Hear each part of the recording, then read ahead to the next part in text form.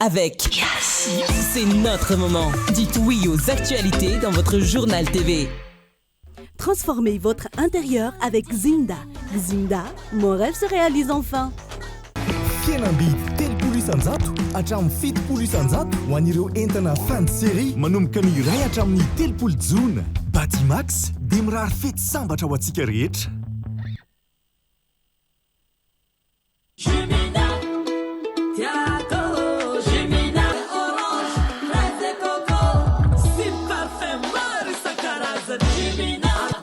Mety aminao manolotra ho anao ny vaovao.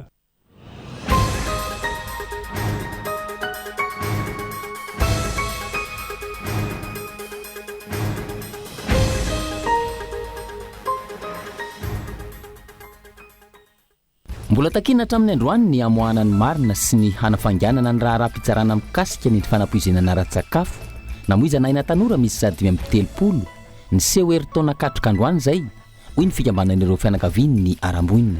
Ireto faran'izay natateraka fitoam-pivavahana eny amin'ny tsangam-bato fahatserovana eny Ambohimalaza ny talata 9 jona izao, izay fotoana na maro ireo namoiny ainy. Ny farana tamin'ny fomba ofisialy androany ny ITM mandeha ny faharoa ambin'ny folo sy ny HM mandeha ny fahatelo ny tanterana teny amin'ny CCI Ivato. Ito fikara-pizahan-tany goavana nampivondrona ireo mpisehatra rehetra amin'ny fizahan-tany, ny fandraisam-bahiny ary ny asa-tanana. Any ivelany natratra 17 teo androany ny tranga Ebola voamarina tao amin'ny République démocratique du Congo, ka olona manodidina ny 770 ny fantatra fa namoiny ainy raha ny antotanisa navoaky ny gouvernemanta any an-toerana. Manamafy ny mpitsabo ray any an-toerana fa tsy mahalala sisy tany ity aretina ity, ka mila fiarahamienta n'izao tontolo izao ny ady atao aminy. Ny andinindin'ireo avy hatrany ary.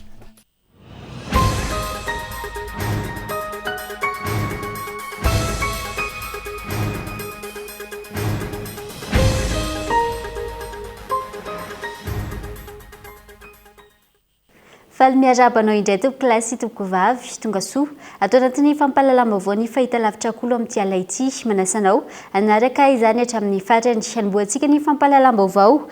Feno herintaona androany ilay tsingeritaona mainty izay nafatesana tanora maro teny Ambohimalaza aiza ny marina sy ny raharaham-pitsarana mikasika ny tranga fanapoizinana ara-tsakafo iny dia arahantsika ny feon'ny fikambanany ireo fianakaviany ireo ny arambona ireto farany izay anao fotoam-bavaka lehibe ho fahatsiarovana ireo namoiny ainy eny amin'ny tsangambato izay natokana hatsiarovana azy ireo tsara sorvelo.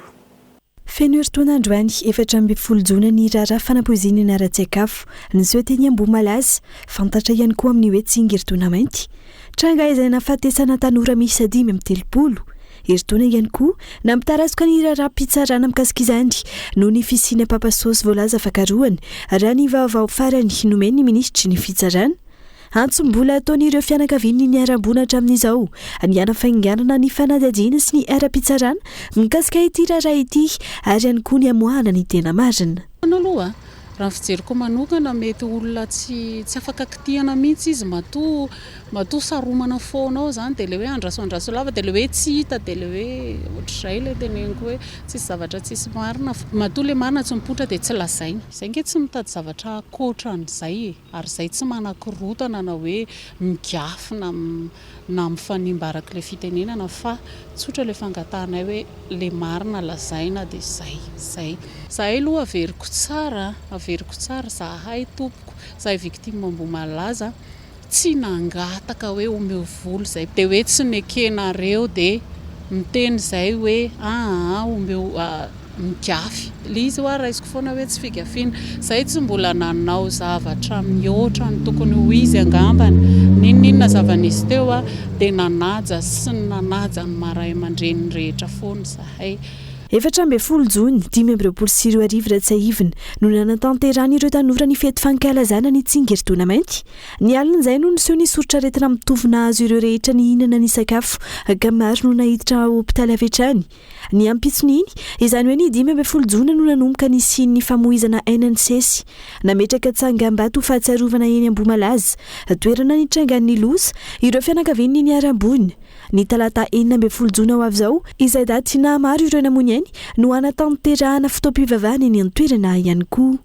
Izahay rehetra ne samy marary dony no zao dona zao satria mbola tsy takona mihitsy mifery ary mbola tsy mikombony am'izao indrindraindrindra moa amin'ity volana juin ity dia tena misy tadidy hafa misy tamberina hafa mandona zany ao anatin'izao zavatra zao dia zay no nahatonga anay anangana an'izao tsangambato zao mba entinay ambavaka mba hanoloranay voninkazo mba hampitony ny fonay sy ny ratrapo rehetrarehetra zay nandeha tao anatin'izay zavatra zay. Eto dia tiako marihana manokana fa izahay dia nahazo autorisation mazava tsara tany amin'ny commune Ambohimalaza tany amin'ny maire moa zany nameny nanao signature ato efa nampandrehany koa ny fokotany Ambatofotsy Ambohimalaza. Maire no efa nahita ny toerana zay hanorenanay an'io tsangambato io fa tsy hoe avy aminay fa maire avy amin'ny commune zany nametraka an'io fanorenana io eto no anaovana anazy zany hoe 2 mètres miala amin'ny trottoir io zany dia tafiditra ao anatin'le réserve ny communal zany hoe réserve domaniale zany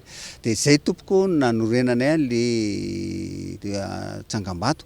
Misy 710 hatreto ireo ankizy mbola velona tamin'ity raharaha fanapoizinana ratsakafo teny Ambohimalaza ity ho hiatrany ireo fianakaviany niara-monina.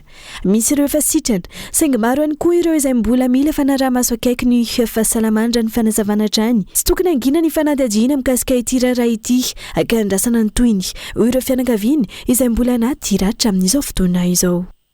Fa nitondra fanazavana malona ilay zava-niseho teny tsara sotra omaly izay naberesaka ny tompon'andraikitra voakasika ny ariva teo. Nambara nitony pampalolalana io anivo ny fitsarana mbara tonga voalohany Antananarivo fa fisavanana perquisition ara-dalàna makasika ny fandravana ireo tambazotra mpanao asa fisolokina amin'ny alalan'ny internet sy mpanao famarinan'olona no natao omaly teny amin'ny orinasa nateran-tany vahiny io. Voalaza fa tsy nentina moa ny vavahady ireo mpiambina ka antony niteraka ny fifandonana niseho omaliny fanampanazavana. Fandravana ny tambazotra izay mpanao ny escroquerie en ligne na scamming sy mpanao ihany koa famarinana olona traite de personne. Izany opération zany dia efa natomboka volana maromaro izay ary efa misy no voasambotra sy nampidinina aponja mandrapatonga ny fotoam-pitsarana azy ireo. Izany opération zany dia mialohavan'ny fanotorana sy fanadihadiana ary misy ny perquisition izay natao. Ny perquisition izay natao anatin'izany dia ara-dalàna avokoa satria nahazahoana alalana fandravana tambazotra mpanao skamina izany ny perquisition izay notanterahina omaly asabotsy fahatelo ambin'ny folo volana jiona enina sy roa arivo teny tsara sotra. Raha ny efa hitanay tao anatin'ny fanadihadiana dia mahazo hatrany amina $8,000 par jour ny olona anankiray ao anatin'ny fisolokina. Azay mbarakeo hoe tsy olona eto Madagasikara ny tena tranga zay fisolokina zay fa olona fa ivelany avokoa. Raha iverenana kely ny tranga teny tsara sotra izay naberesaka tao anaty tambazotra tserasera omaly dia marana tokoa ny filazana hoe misy mpiasa 700 mahery tao amin'ny toerana io. Izy io moa zany dia toerana efa nogiazana na hoe selela zany dia toerana tamin'ny fidinanay fotony nataon'ny polisim-pirenena teo aloha dia efa akan'ireo fitaovana izay fampiasain'izareo ireo nidinana teny omaly dia na dia efa nanazava moa tony amin'ny fampanoavana izay nidina tena toerana niaraka taminay dia tsy nivoay zareo ilay toerana dia tsy maintsy natao ny fomba rehetra nidinana tao amin'ilay toerana ary ny polisy izay niditra taonay no lazana zay hoe darohan'ireo mpiambina tao anatiny dia zay tsy maintsy nisy ny sary izay voaka tany amin'ny tambazotra tserasera hoe nisy fampiarana ireseta nefa tsy fampiarana ireseta nisy fa tsy maintsy natao izay maîtriser azy ilazana azy angambany mba tsy isin'ilay toizana fikasentana napoka amin'ny filaminana. Fa nifarana tamin'ny fomba ofisialy androany ITM mandian'ny 12 sy ny HM mandian'ny 7 izay notanterana teny amin'ny CCI Vato. Etsika ara-pizahantany goavana izay nampivondronana ireo rehetra mpisehatra amin'ny fizahantany, ny fandraisam-bahiny ary ny asa tanana. Gaëtan Andriatsilava. Isan'ny nandray anjara mavitrika tamin'ny ITM sy ny HM teny Vato ny faritra Vatovavy izay ao ranomafana no vavahady fidirana. Ranomafana izay ahitana parka nasional, ivitoeram-pikarohana Valbio, Arboretum, piscine thermale sy ny sisa. Efa najoro ny plateforme ahafahana manatsara ny tolotra omena ireo mpizahatany hoy ny eo anivon'ny ofisy paritry ny fizahantany faritra vatovavy. Ny tanjo anay zany dia ampirisika amin'ny mpizahantany tonga be da be aty Ranomafana satria taloha manko dia ny produit azo atolotra zany dia ny parka amin'ny mahazatra dia ny piscine dia ny centre de recherche bio scientifique fa niezaka izay manangona sy mamorona produit vaovao mba ampaharitra kokoa ny mpizahantany hijanona Ranomafana. Aza adino fa Ranomafana dia mety hoe matory ray antony dia mandeha ny antony limité les activités azo atao amin'izao kosa be da be ny activité azo atao mba ahafahana mametraka an'ilay mpizahantany andoha vola bebe koa ampidi-bola bebe koa ao amin'ny commune Ranomafana zany vatovavy ankapobeny. Ranomafana tompoko sy destination finale fa afaka mandeha hatrany Mananjary ny olona zany hoe kana dia mpangalana mbola arena daholo reny dia afaka modina ny Entamatavy na avy ny Entamatavy koa modina miakatra aty Ranomafana zany dao ny tolotazona eo eto. Efa maro ny fanatarana natao hampivelatra ny sehatry ny fizahantany ho an'ny faritra. Isan'izany ny ivitoeram-pikarohana Valibio izay tsy nijanona amin'ny fikarohana, ny fanabeazana sy ny fiarovana ny tontolo iainana fotsiny ihany fa efa miroso amin'ny tourisme scientifique. Ny centre Valibio dia fitoeram-pikarohana iray izy io anisan'ny mivoatra momba ny fiarovana tontolo iainana, ny fikarohana ary ny fanabeazana. Fa ny amin'izao ankehitriny izao dia efa miditra koa izahay any amin'ny fampitomboana ny hoe tourisme scientifique. Izany hoe tsy ionona fotsiny izay fikarohana fa ny mpizahatany dia omena ihany koa ny sahaza azy eo amin'ny fikirakarana ny tontolo iainana sy ny fikarohana ara-zavaboary sy ny zahavoary. Amin'izao zany izay efa hita taratra ilay izy efa miroboroba raha tsy hiteny fotsiny izay fa manana neny groupena stade abroad na hoe mpianatra avy any ivelany izay fa tonga mameno ny centre Valibio dia misy an'ireo chercheurs maromaro avy any États-Unis avy any firenena maro manerana ny izao tontolo izao efa manomboka mety tonga amin'izao fotoana izao. Tsy ahivina nanomboka ny 12 Jona ka ny farany androany ilay hetsika ara-pizahantany nampivondrona ireo mpisehatra rehetra eo amin'ny fizahantany, ny fandraisam-bahiny ary ny asa tanana. Hita nandritra izany ny fampirantiana, famelabelan-kevitra, fihaonana ara-barotra, seho ara-kolotsaina, fifaninanana matianina sy ny maro hafa izay nanome lanja ny maha-olona, ny fahaiza-manao ary ny kalitaon'ny tolotra. Naomby ny hetsika nandritra izay efatrandro izay ary antenaina fa hitondra fiovana goavana ho an'ny sehatry ny fizahantany sy ny asa tanana eto amintsika sy eo anivon'ny ranomasimbe indianina. Fa tokony hamafisina ny fanasaziana sy fanenjehana ireo tratra manimba sy mangalatra ireo fananana iombonana ho ny mpandinika fiarahamonina. Tokony ho sahitoroka sy ho sari-piaro amin'ny fiarovana izany ihany koa isika raha ny fanazavana. Irina fitiavana. Herinandro mahery lasa teo zay no nisy nangalatra sahady ny baterian'ny jiro eny amin'ny lalam-baovao Ambohitra Manjaka ka mampitohy any Vato. Raha toka mbola tsy nisy iray volana akory no nametrahana azy ireny teny an-toerana.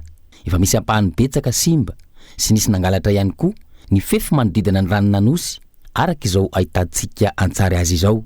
Tranga izay maneho fa lasa tao fahazaran-dratsy ho an'ny olona ny fanararaotana manimba na mangalatra ny fananana iombonana eto amintsika raha tsy ilaza afa-tsy ny jiro mandeha amin'ny herin'ny masoandro iny an-dalambe izay efa maro ireo nisy nangalatra teto an-drenivohitra.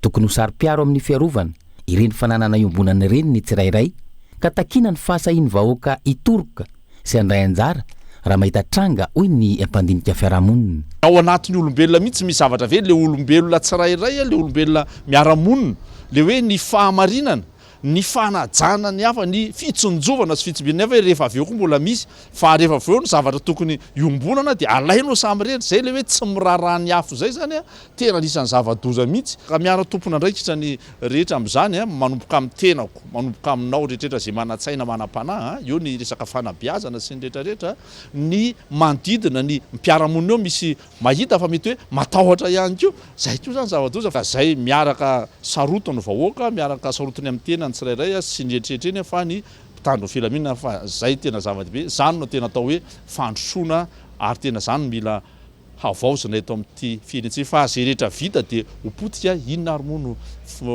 fandrosoana na fanavaozana eto fa dia fampotehana lava zany. Vola-bahoaka no nanaovana ny fotodrafitrasa sy nametrahana ireny fananana iombonana ireny ka tsy azo ekena ny fanimbana na ny fangalarana azy ireny. Mila enjanina ny sazy ampiarana amaizana ireo tratra mandika lalàna hoy ny eo anivon'ny fiarovana ny zon'ny mpanjifa. Rehefa azo indray le olona inona ny zavatra ataony, rehefa azo le olona dia mivoaka indray le olona na tsy tena misy mitory tena zany koa mbola fijoroana hoe mila mitory ianao mila manendrika hatramin'ny farany hoe ty tena nangala dia enjehana hatramin'ny farany izy ny sasy tokony enjany ho azony dia hoe tokony enjana le enjana ny eo koa mbola manalasalaka hoe ohatrany ahoana atao hoe enjana tsika aloha tsy hoe amono faty fa ny enjana resana zany dia hoe mila tsapan'le olona le izy mila mandovola izy ohatra manonitra an'ireny mamerina an'ireny zay angamba tena tsara indrindra tsy avela izy rehefa tsy zany hoe tazomina izy dia tsy maintsy mitady izy fomba rehetra ahafahany mamerina an'iny na dia ampiasaina fotsiny ary le hoe mety tsy manambola izy ohatra mamerina an'iny fa tazomina izy aloha hoe ianao tsy maintsy miasa manonitra an'io mamerina an'io. Efa nisy olona roa voasambotra tamin'ity alatra batery teny amin'ny lalana Amboditra Manjaka ity raha toa ka mbola karohina ireo tafaporitsaka. Tsy vao izao no nahitana ity fanimbana na fangalarana fananana iombonana ity fa efa taonany maro no nisehony izany. Ny toe-tsaina sy ny fanabeazana ny olom-pirenena ny marefo isan'ny mahatonga ny firongatry ny fanimbana na ny fangalarana fananana iombonana eto amintsika. Eo ihany koa ny tsy fijerena ny soa iombonana ho fandrosoany ny firenena. Tokony samy hanome lanja ny fikojakojana ireny fananana iombonana ireny ny vahoaka rehetra raha tiana ny hanana foto-drafitra asa maharitra olovainy ny taranaka. Fa tokony miaso ny teknisiana sy manam-pahaizana malagasy ny politika ny fampandrosoana hoentin'ny fitondrana fanavoazana ankehitriny ny fikambanana Tafimady na ny tantsoroka antoko ny fanavoazana sy fampandrosoana ny Madagasikara. Ity farenjainana mafy nandritry ny fivoriam-ben'izy ireo omaly fa fotoana izao hanavoazana ny fomba fiasa ka hitondrana ireo tompona ndraiky mpanjakana sy tanora na vita fianarana ny traikefana amin'ny fitantanana sy ny fampandrosoana ny firenena. Fanampanazavana. Raha temantsika dia mpanao politika dia hoe mpangalatra mianao ady seza fotsiny dia mangalatra dia manao azoso tsy zay mihitsy ary zay ny pratika ovay ny teknisiana zany dia manao politika économique politique de développement raha zay malaza azy amin'ny teny frantsay ho fampandrosoana mihitsy ho an'ny firenena ho an'ny taranaka ankehitriny sy ny taranaka atsika rapitso rafaka pitso dia ivory isaky ny secteur reo. Misy secteur agricole hoy ateo na momba fampianarana ambony dia amoaka projet isaky ny section reo isaky ny secteur dia projet manaraka zany na zany hoe lahadinika sy ny zavatra ho ataonay manaraka dia ny fampiarana an'ireo ao anatin'ny ministera tsirairay avy izay misy anay. Isan'ny vetivety ao anatin'ny doka fohy isika mialohan'ny hidirana amin'ny tapany faharoa. Dahoary.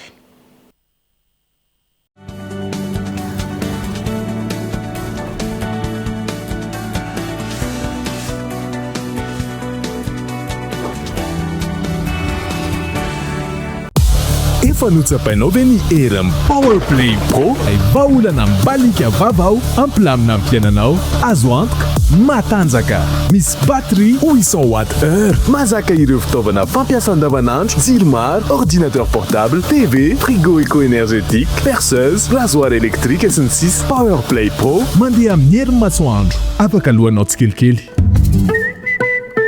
Maniky mamiratra no aviko.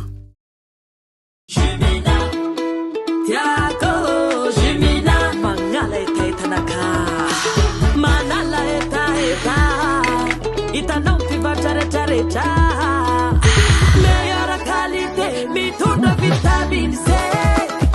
Jimina ni goût tegna naturel tsy pirate fa tegna réel. Parfum orange, fraise et coco si parfum maro isan-karazany. Jimina avy agny Europe amle tegna top. Mina mety amina.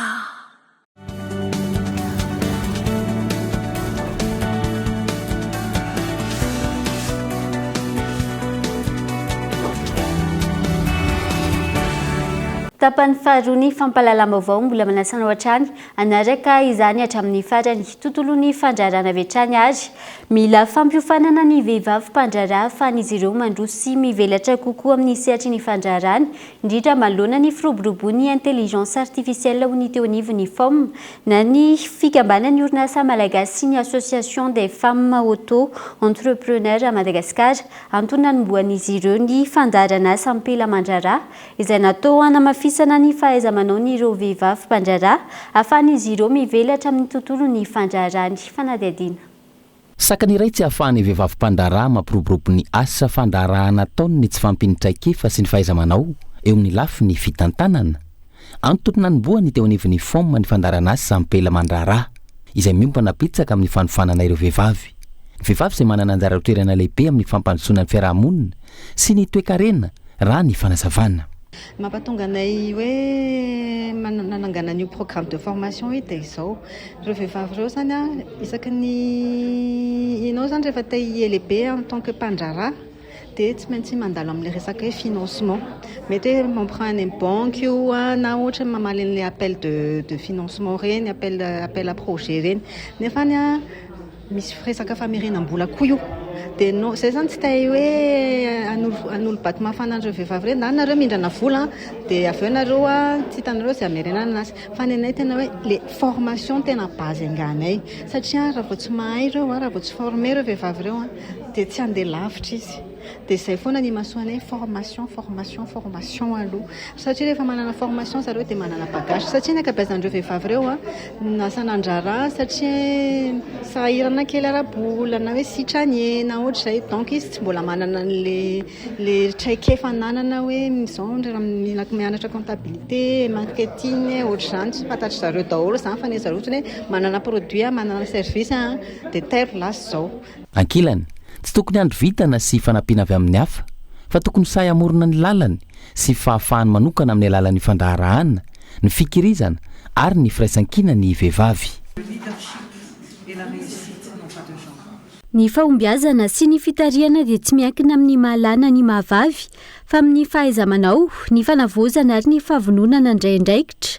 Sahy manolotra hevitra vaovao, sahy mandray ny toerana sahazanareo ary sahy manofy sy mikendry zavatra lehibe. Ny fahasairanana dia tsy sakana fa fotoana ianarana sy itombonana. Sahy miditra sy miasa ao anatin'ny vondrona. Ny vehivavy iray mahomby dia afaka manintana vehivavy hafa omby kokoa. Miaraka ianareo dia amorona tambazotra ny fahaiza-manao, fifanohanana ary fifampitokisana izay afaka miteraka zava-bita lehibe. Anampiana ireo vehivavy ampiroborobo kokoa ny sehatry ny fandraharahana. Natomboka tamin'ny fomba ofisialy ny andehan'ny faharoa amin'ny fandaranasa ampela mandraharaha. Tanjony hetsika ny anamafisana ny fahaiza-manao n'ireo vehivavy mpandraharaha ahafahana izy ireo mampivelatra asa maharitra. Aorian'ny fampifanana omen'ireo mpampiofana na ireo vehivavy mpandraharaha, isitraka fanaraha-maso manokana avy amin'ireo mpanolotsaina na ny kotsa ihany koa ireo mpandray anjara ireo. Fa ho tanterana iny amin'ny kianjan'ny Barema Masina ny Sabotsy, 20 Jona ho avy izao ny hetsika ara-panatanjahantena I2021 izay iarahana amin'ny Madagascar Trisomie 21. Andro iray iarahany rehetra mifampizara faliana sy manohana ireo zazavakely.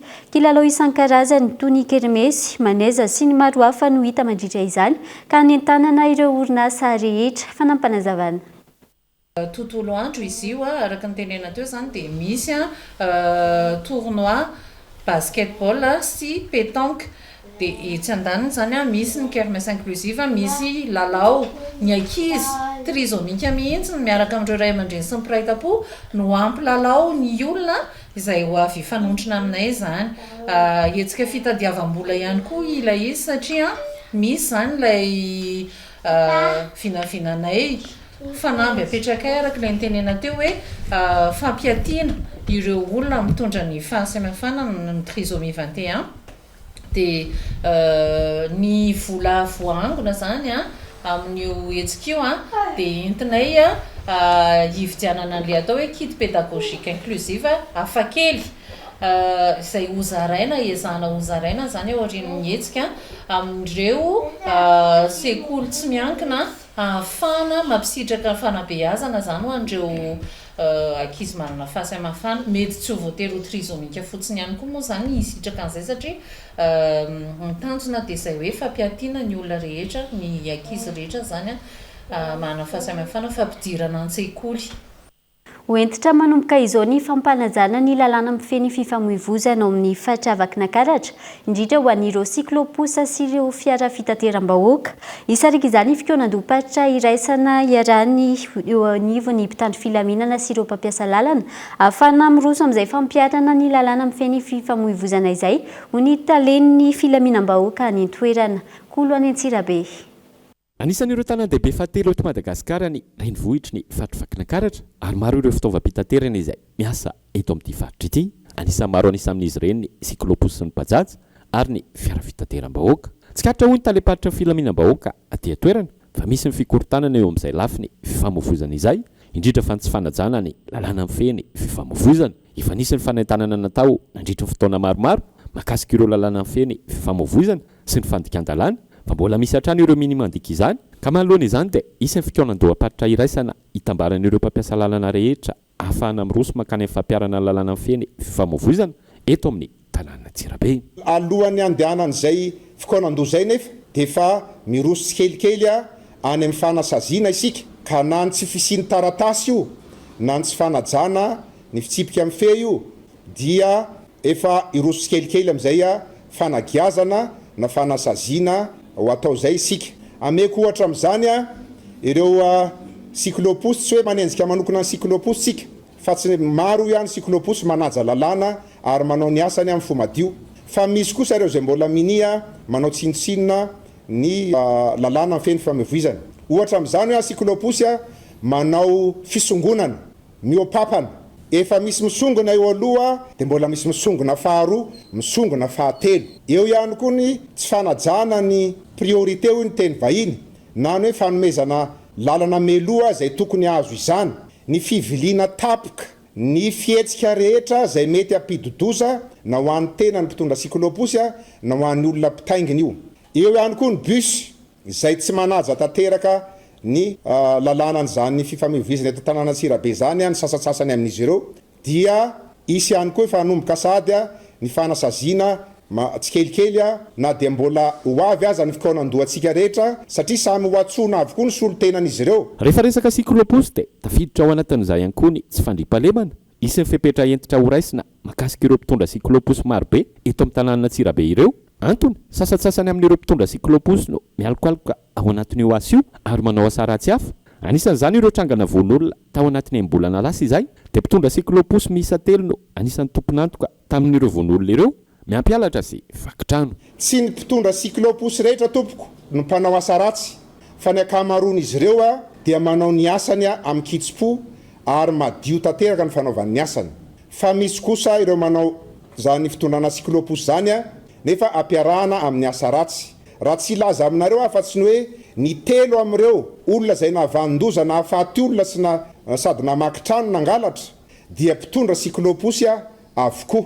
Izay zany no ilazana eto fa tsy ekena hoe mpitondra cyclopus ka andeha amin'izao fotsiny tsy misy taratasy fanamarinana hoe iza marina izy tsy fantatra hoe avaiza izy mipetraka aiza izy ny asa atao moa zany efa fantatra mpitondra cyclopus. Dia zavatra toy izany ilay tsy ekena efa nandraisana fepetra ary handraisana fepetra noho ny fitarainantsika maro amin'izay zavatra fandikan-dalàna efa nytanisana teo ary mety misy tsy voalaza teo ary fandikan-dalàna sasany. Araka izany dia hoentitra ny fampiarana ny lalàna mifeny fifamoivozana sy ny lafin'ny fandriampahalemana eto amin'ny renivohitra ny fatrivakinakaratra amin'ny alalan'ny fitambaram-be an'ireo mpitandro filaminana aty atoerana izay ivondronany avy eo anivony polisy pirenena zandarmaria pirenena ary ny tafika malagasy.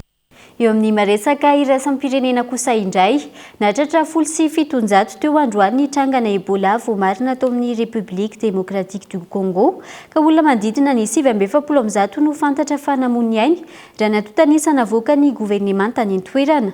Manamafy ny mpitsabo iray any an-toerana fa tsy malala sisy tany ity aretina ity ka mila ny fiarametany izao tontolo izao ny ady aminy teo anelanelany taona 13 sy 20 raha tsy hivina olona manodidina ny arivo sy iray alina teo tany Afrika andrefana no matiny ity valana aretina ity. Efa nisy fandrosoana lehibe teo amin'ny fitiliana sy fitsaboana ny Ebola saingy ny ena ny fanohanana rabola iraisam-pirenena. Dia ny maresaka avy any ivelany ihany koa tompoko lahy sy tompoko vavy manakatona ny fampahalalam-baovao antsika tamin'ity alina ity hangasitrana fenanao nanaraka izany hatramin'ny farany veloma tompoko.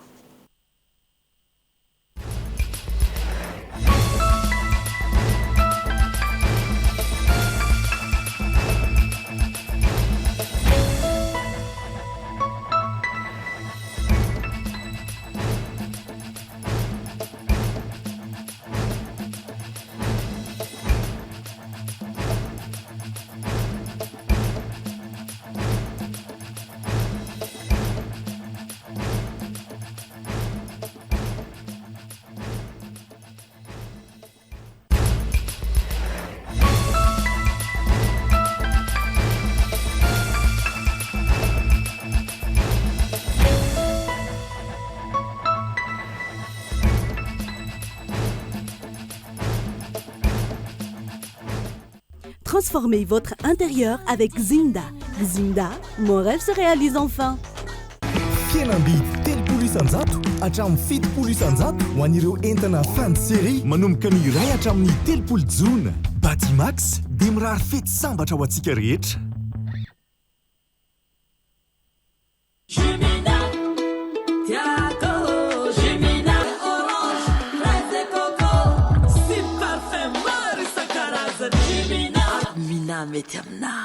Nanolotra ho anao teo ny vaovao. Avec c'est notre moment. Dites oui aux actualités dans votre journal TV.